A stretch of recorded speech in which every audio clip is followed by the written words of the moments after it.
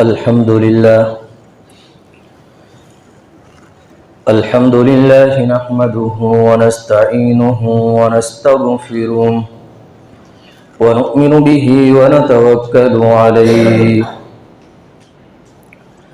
ونعوذ بالله من شرور أنفسنا ومن سيئات أعمالنا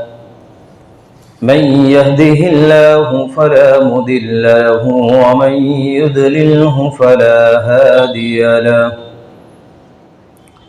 ونشهد أن لا إله إلا الله وحده لا شريك له ونشهد أن سيدنا وسندنا وشفيعنا ومولانا محمدا عبده ورسوله صلى الله تعالى عليه وعلى آله وصحابه وبارك وسلم تسليما كثيرا أما بعد فأعوذ بالله من الشيطان الرجيم بسم الله الرحمن الرحيم الحج أشهر معلومات فمن فرض فيهن الحج فلا رفث ولا فسوق ولا جدال في الحج وقال تعالى في موضع آخر ولله على الناس حج البيت من استطاع إليه سبيلا ومن كفر فإن الله غني عن العالمين وقال النبي صلى الله عليه وسلم الحج المبرور ليس له جزاء إلا الجنة صدق الله العظيم وصدق رسوله النبي الكريم ونحن على ذلك لمن الشاهدين والشاكرين والحمد لله رب العالمين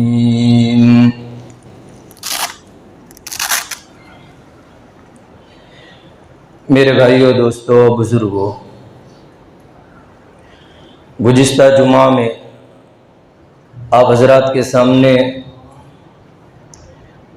علم دین کی اہمیت اور فضیلت کے متعلق کچھ باتیں عرض کی گئی تھی۔ آج میں نے جو آپ حضرات کے سامنے آیت کریمہ اور حدیث مبارکہ پڑھ کر کے سنائی، یہ اصل میں حج کے متعلق ہیں،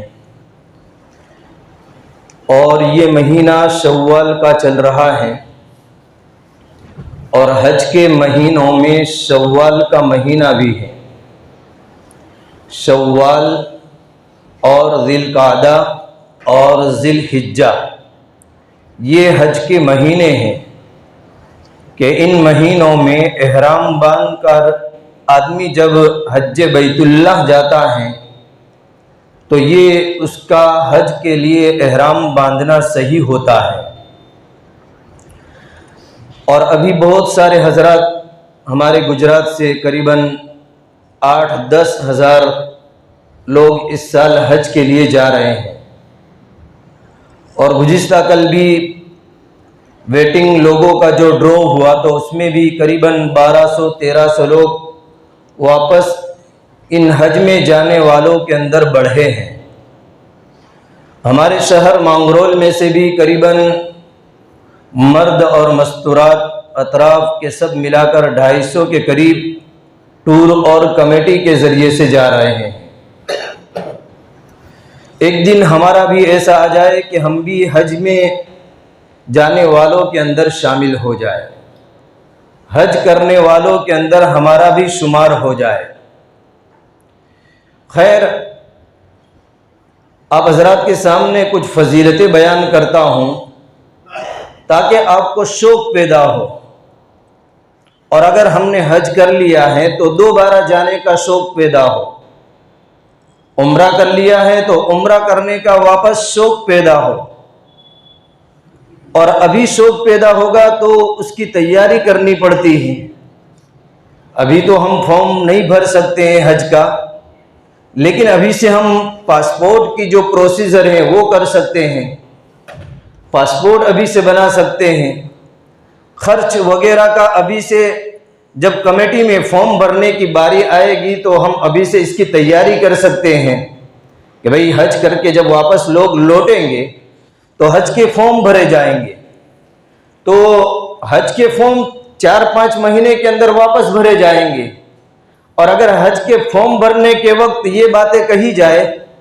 تو پھر دل میں شوق تو پیدا ہوتا ہے، لیکن وہ فارم بھرنے کا وقت چلا جاتا ہے، فارم بھرنے کا وقت۔ اس لیے مناسب سمجھتا ہوں کہ ابھی اس کے متعلق بات ہو کہ حج کیا ہے، مکۃ المکرمہ کیا ہے، مدینۃ المنورہ کیا ہے، اور کیسی متبرک جگہ ہیں،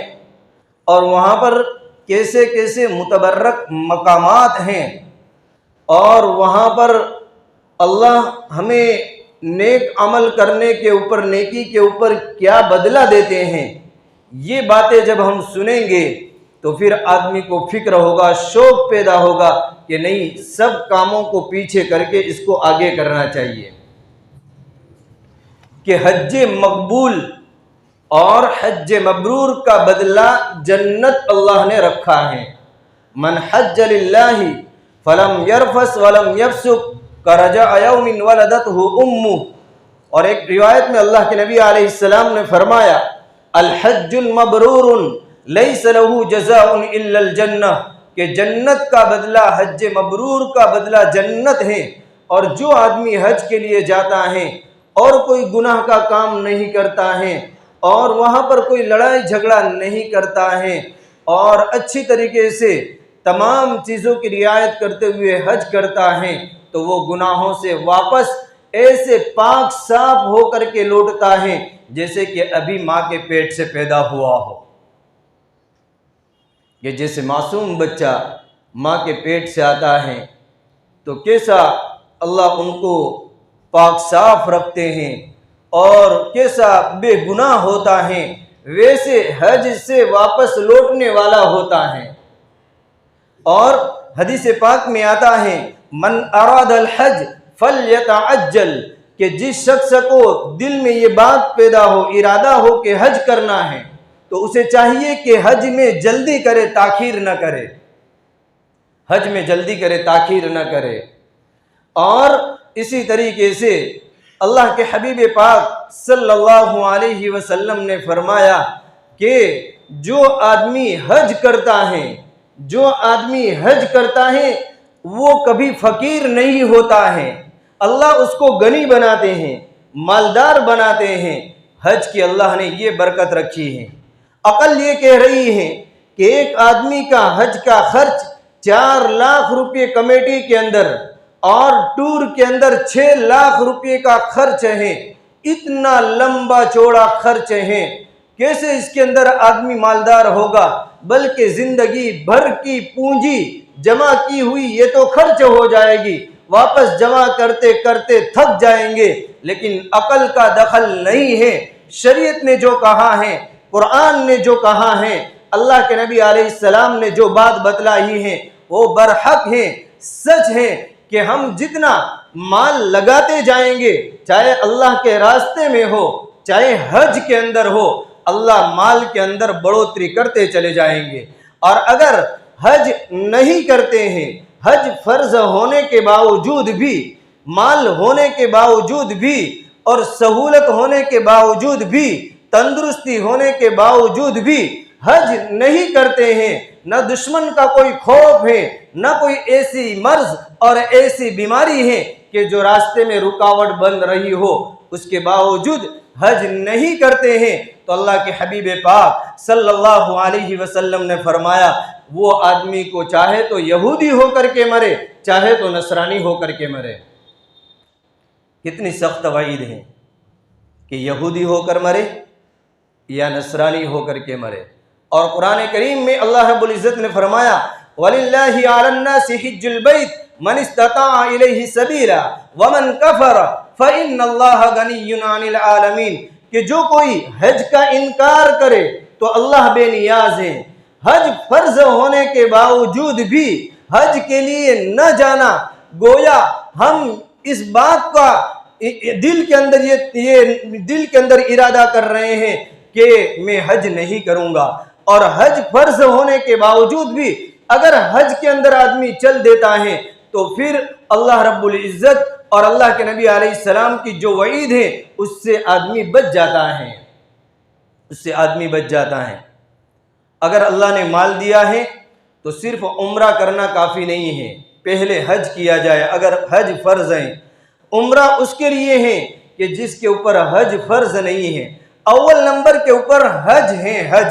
کہ ہمارا یہ زندگی کے اندر ایک مرتبہ فرض ہے کہ زندگی کے اندر ایک فریضہ ادا ہو جانا چاہیے۔ اگر دوسری مرتبہ جائیں گے، تیسری مرتبہ جائیں گے تو یہ ہمارا نفل حج ہوگا۔ اور اگر کسی کو اللہ نے مال میں اتنی وسعت دی ہے کہ وہ بار بار جا سکتا ہے تو بار بار حج کرے، اور اگر اللہ توفیق دے تو ہر 5 سال کے بعد جائے، اگر اللہ توفیق دے تو ہر 3 سال کے بعد کے اندر حج کو جائے۔ اور جو آدمی لگاتار حج اور عمرہ کو کرتا ہے تو اللہ اس کو گناہوں سے ایسے پاک اور صاف فرماتے ہیں جیسے کہ لوہے کو آگ کی بھٹی کے اندر تپا کر کے اس کے زنگ کو صاف کیا جاتا ہے اور اس کے زنگ کو دور کیا جاتا ہے، کہ جو ایک کے بعد دیگر حج اور عمرہ کرتا ہے کہ یہ اس کے گناہوں کا کفارہ ہو جاتا ہے۔ اور بزرگوں اور دوستو، اگر ہمارے ماں باپ تھے، اگر زندگی کے اندر ان کے اوپر حج فرض تھا اور انہوں نے حج فرض ادا نہیں کیا، یا تو وصیت کی یا وصیت نہیں کی، اگر مرنے والے نے وصیت کر دی تب تو اس کی طرف سے حج کرنا یہ ضروری ہو گیا، اور اگر وصیت نہیں کی اور ایسے ہی دنیا سے چلے گئے، اور اگر اللہ نے مال دیا ہے تو ہم اپنے ماں باپ کی طرف سے بھی حج بدل کریں، اپنے ماں باپ کی طرف سے حج بدل کریں۔ اور یہ ماں باپ کی طرف سے حج کرنا، یہ ماں باپ کے فرما برداروں کے اندر ہم شمار ہو جائیں گے، اس لسٹ کے اندر آ جائیں گے کہ جس نے اپنے ماں باپ کی طرف سے حج کیا، جس نے اپنے ماں باپ کی طرف سے عمرہ کیا، تو یہ ماں باپ کو ثواب پہنچتا ہے، ماں باپ کو اس کا بدلہ ملتا ہے، حج کا ثواب ملتا ہے۔ اگر اللہ نے مال دیا ہے تو ان کی طرف سے حج بدل کرے، اور حج بدل میں 3 آدمی کو اور ایک روایت میں 4 آدمی کو ثواب ملتا ہے، ایک تو حج کرنے والے کو، اور ایک جو مال لگا رہا ہے اس کو، اور ایک جس کے لیے حج کیا جاتا ہے 3 آدمی کو، اور ایک روایت میں کہ ایک وصیت لکھنے والے کو، اور ایک حج کرنے والے کو، ایک مال خرچ کرنے والے کو، اور ایک جس کی طرف سے حج کیا جاتا ہے، تو حج بدل میں تو ہم اپنے ماں باپ کے ایصال ثواب کے لیے حج بدل کر سکتے ہیں اور دوسرے سے کروا بھی سکتے ہیں۔ ابن موفق رحمۃ اللہ علیہ فرماتے ہیں کہ میں نے متعدد مرتبہ اللہ کے نبی علیہ السلام کی طرف سے حج بدل کیے، اللہ کے نبی علیہ السلام کی طرف سے حج بدل کیے۔ تو اللہ کے نبی علیہ السلام کی ایک مرتبہ خواب میں زیارت ہوئی اور پوچھا ابن موفق رحمۃ اللہ علیہ سے کہ کیا تم نے میری طرف سے احرام باندھا تھا؟ تو کہ جی ہاں میں نے باندھا تھا۔ کیا تم نے میری طرف سے لبیک پڑھا تھا؟ تو فرمایا کہ جی ہاں میں نے لبیک پڑھا تھا۔ تو تمہارا یہ احرام باندھنا اور لبیک پڑھنا یہ تمہارے لیے دوزخ سے اور جہنم سے امن ہے، دوزخ سے اور جہنم سے تمہارے لیے یہ امن اور بچاؤ کا ذریعہ ہے۔ تو ایک چیز حج بدل کیا جائے۔ دوسری چیز کہ ہمارے اوپر حج فرض ہے تو ہمارے پاس میں ایسا کوئی عذر نہیں ہے کہ بیماری ایسی نہیں ہے کہ ہم حج میں نہیں جا سکتے ہیں، اور حکومت کی طرف سے کوئی رکاوٹ نہیں ہے، تو پھر اول نمبر کے اوپر حج کرنا چاہیے۔ اگر ہمارے پاس میں رہنے کا مکان ہے تو زائد مکان بنانے کے اندر مال نہ لگایا جائے، یہاں تک کہ شادی سے بھی پہلے مقدم حج ہے۔ بہت سی مرتبہ لوگ شادی کی تیاریوں کے اندر کہ ان کی شادیاں کرنا ہے، ان کی شادیاں کرنا ہے، ان کے مکانات بنانا ہے، یہ کرنا ہے، وہ کرنا ہے، اس کے لیے رقم جمع کرتے رہتے ہیں، اور شادیاں ہوتی بھی ہیں، نہیں بھی ہوتی ہیں، اور جو تیاری کرنے والا ہوتا ہے حالانکہ زندگی میں اس پر حج فرض ہو جاتا ہے اور وہ آدمی دنیا سے چلا جاتا ہے، اور وہ سب کے مالک ان کی اولاد ہو جاتی ہے، نہ پھر اولاد کو بھی حج کی توفیق ہوتی ہے۔ اس لیے مقدم حج ہیں۔ اگر ہمارے پاس میں ضروری جو چیزیں ہیں اور ضرورت کی جو ہمارے پاس میں سامان ہیں جس سے ہم زندگی بسر کر سکتے ہیں، اس کے علاوہ جو چیز ہمارے پاس میں بچتی ہے، مال سامان جو بچتا ہے، اگر اتنی مقدار کو پہنچ جاتا ہے کہ ہم حج کر سکتے ہیں تو پھر حج کرنا ان کے لیے فرض ہے۔ تو ایک تو آپ کے سامنے میں نے فضیلت بیان کی، دوسرا حج بدل، اور تیسرا حج نہ کرنے کے اوپر وعید۔ اور اسی طریقے سے وہاں پر جب ہم احرام پہن کر کے لبیک پڑھتے ہوئے جاتے ہیں، ایک ایک قدم رکھتے ہیں، تو ہر قدم کے اوپر اللہ گناہ کو معاف فرماتے ہیں، اور اللہ ہمارے نامہ اعمال کے اندر نیکیوں کو لکھتے ہیں۔ اور جب لبیک پڑھتے ہیں تو جتنے بھی زمین کے اوپر درخت، ڈھیلے، پتھر وغیرہ ہیں، وہ سب اس کے ساتھ کے اندر لبیک پڑھتے رہتے ہیں۔ اور اسی طریقے سے جب تک ہم کعبۃ اللہ کو پہنچتے رہتے ہیں وہاں تک ہمارے گناہ معاف ہوتے رہتے ہیں، اور کعبۃ اللہ پہنچتے ہیں، اللہ کے گھر پر پہنچتے ہیں، 120 رحمتیں وہاں پر روزانہ اترتی ہے، 60 طواف کرنے والوں پر، 40 وہاں پر نماز پڑھنے والوں پر، اور 20 وہاں پر کعبۃ اللہ کو دیکھنے والوں پر۔ اور اس کے بعد کے اندر وہاں پر کعبۃ اللہ کا چکر لگایا جاتا ہے، طواف کیا جاتا ہے۔ اس طریقے سے گناہ دھلتے ہیں جیسے کہ واشنگ مشین کے اندر کپڑے کو ڈالا جاتا ہے، گندے کپڑے کو ڈالا جاتا ہے، اور واشنگ مشین کے اندر گندے کپڑے پاک صاف ہو جاتے ہیں، ایسے طواف کرنے والا گناہ سے پاک اور صاف ہو جاتا ہے۔ یہ 7 چکر لگائے جاتے ہیں، جیسے واشنگ مشین کے اندر کپڑوں کو چکر لگائے جاتے ہیں میل کو دور کرنے کے لیے۔ یہاں پر حکم ہے کہ کعبۃ اللہ کا طواف کرو، طواف کرنے کے اوپر گناہ معاف، اور وہاں پر طواف کرنے کے اوپر ہمیں غلاموں کو آزاد کرنے کے برابر اجر و ثواب، اور طواف کے بعد کے اندر 2 رکعت واجب الطواف پڑھنے کا ثواب۔ بنی اسماعیل میں سے قیمتی غلام کو اللہ کے راستے کے اندر قربان کیا، آزاد کیا، اتنا بڑا ثواب۔ اور پھر حج کے دنوں کے اندر شیطان کو کنکری ماریں گے تو جتنی شیطان کو کنکری ماریں گے اتنے ہی کبیرہ گناہ، بڑے گناہ جو ہمارے ذمے ہیں، اللہ اس شیطان کو کنکری مارنے کی وجہ سے کہ جو گناہ ہمیں ہلاک کرنے والا تھا، برباد کرنے والا تھا، اللہ اس گناہ کو معاف فرماتے ہیں۔ اور اسی طریقے سے وہاں پر قربانی کرنے کا بدلہ، جو ایک تو حاجی کی قربانی ہوتی ہے، اور اسی طریقے سے ہماری جو ہم اپنے مقام کے اوپر قربانی کرتے ہیں، 2 قربانی کرتے ہیں، تو جو قربانی کی جاتی ہے یہ قربانی اس کے لیے ذخیرہ بن جاتی ہے آخرت کے اندر، قربانی کا اجر و ثواب۔ اور پھر قربانی کرنے کے بعد کے اندر حلق کیا جاتا ہے، تو حلق کرنے کے اوپر جتنے بال مڈائے جاتے ہیں اللہ اس کے بدلہ میں اس کے اتنے ہی گناہ کو معاف فرماتے ہیں، اور اتنے ہی اس کے نامہ اعمال کے اندر نیکیاں لکھی جاتی ہیں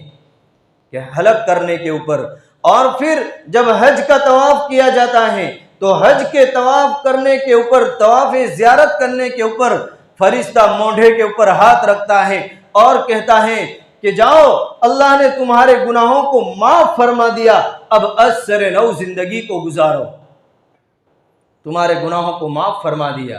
کہ طواف زیارت کرنے کے اوپر۔ اور مکۃ المکرمہ وہ جگہ ہے کہ جہاں پر کعبۃ اللہ، جہاں پر حجر اسود، جنت کا پتھر جو آسمان سے آیا ہے، اور اسی طریقے سے مقام ابراہیم وہ بھی ایک جنت کا پتھر ہے کہ جہاں پر بوسہ دیا جاتا ہے، حجر اسود جہاں پر بوسہ دیا جاتا ہے۔ جب اللہ نے اس پتھر کو اتارا تو یہ بہت زیادہ سفید تھا، دودھ سے زیادہ سفید تھا، لیکن انسانوں کے گناہوں کی وجہ سے وہ پتھر کالا ہو گیا۔ کہ جب آدمی بوسہ دیتا ہے دور سے یا قریب سے تو بوسہ دینے کی وجہ سے اس کا گناہ نکل کر کے اس پتھر کے اندر چلا جاتا ہے. اس کی وجہ سے وہ گناہ کی وجہ سے جھیلتے جھیلتے وہ پتھر سفید تھا سیاہ ہو گیا کہ انسانوں کی گناہوں کی وجہ سے وہ پتھر کالا ہو گیا. کل قیامت کے دن اللہ رب العزت اس کو 2 آنکھیں دیں گے اور اس کو بولنے کے لیے زبان دیں گے. جس نے بھی حجر اسود کو بوسہ دیا ہوگا اور جس نے بھی اس کا استلام کیا ہوگا کل قیامت کے دن وہ پتھر اس کے بارے کے اندر گواہی دے گا کہ فلاں آدمی نے مجھے بوسہ دیا تھا اور فلاں آدمی نے مجھے چوما تھا. یا اللہ تو اس کی سفارش فرما. وہ پتھر سفارش کروائے گا. وہاں پر مقام ابراہیم ہے. ایک کانچ کی پیٹی کے اندر حضرت ابراہیم علیہ السلام کے پیروں کے نشانات ہیں پتھر کے اندر کہ جس پتھر کے اوپر کھڑے رہ کر کے حضرت ابراہیم علیہ السلام کعبۃ اللہ کی تعمیر کرتے تھے. اور وہ پتھر کے اندر یہ کرشمہ تھا اور یہ معجزہ تھا کہ جب حضرت ابراہیم علیہ السلام اس پتھر کے اوپر کعبۃ اللہ کی تعمیر کے لیے کھڑے ہوتے تو وہ پتھر لفٹ کا کام دیتا, آٹومیٹک اونچا ہو جاتا اور آٹومیٹک نیچے آ جاتا. آج بھی وہ پتھر موجود ہیں اور وہاں پر کانچ کی پیٹی کے اندر عمرہ کرنے والے حج کرنے والے اس کی زیارت کرتے ہیں. اور اسی طریقے سے ملتزم ایک جگہ ہے کعبۃ اللہ کے اندر. کعبۃ اللہ کے 4 کونے, ایک کونا ہندوستان کی طرف آتا ہے حجر اسود والا, یہ کونا ہندوستان کی طرف آتا ہے. ایک کونا عراق کی طرف جاتا ہے, ایک کونا ملک شام کی طرف جاتا ہے اور ایک کونا ملک یمن کی طرف جاتا ہے. تو حجر اسود کا پتھر جو لگا ہوا ہے اور اس کے بعد کے اندر کعبۃ اللہ کا دروازہ ہے, اس کے درمیان میں اتنی جگہ ہے, وہاں پر آدمی چمٹ کر کے سینہ کو لگا کر کے رخسار کو لگا کر کے دعا کرتا ہے جس کو ملتزم کہا جاتا ہے. تو وہاں پر جو دعا کی جاتی ہے اگر وہاں پر رخسار لگانے کا اور سینہ لگانے کا وہاں پر رو رو کر کے اگر دعا مانگنے کا موقع مل گیا تو یہ وہ متبرک جگہ ہے کہ جہاں پر انسان کی دعا رد نہیں ہوتی ہے, دعا ضرور قبول ہوتی ہے.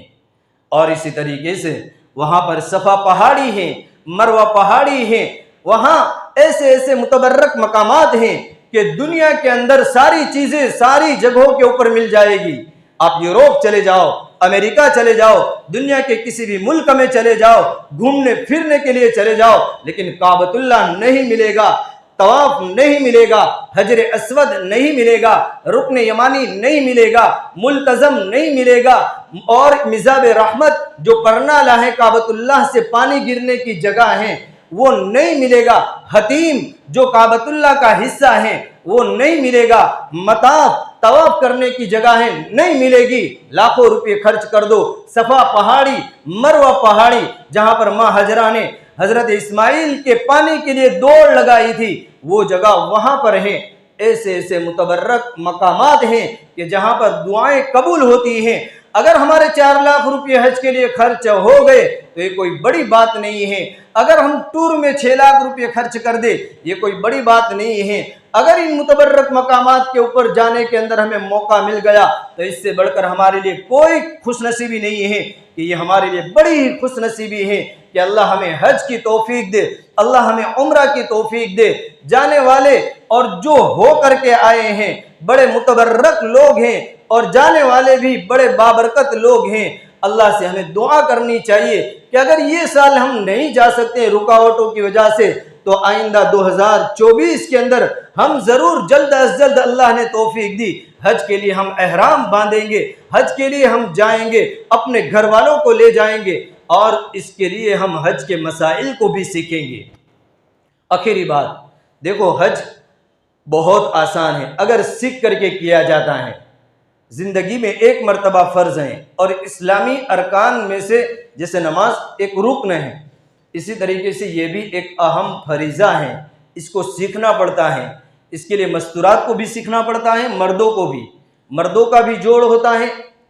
مستورات کا بھی جوڑ ہوتا ہے, یہاں تک کہ پریکٹیکل بھی سکھایا جاتا ہے. احرام باندھنے کا طریقہ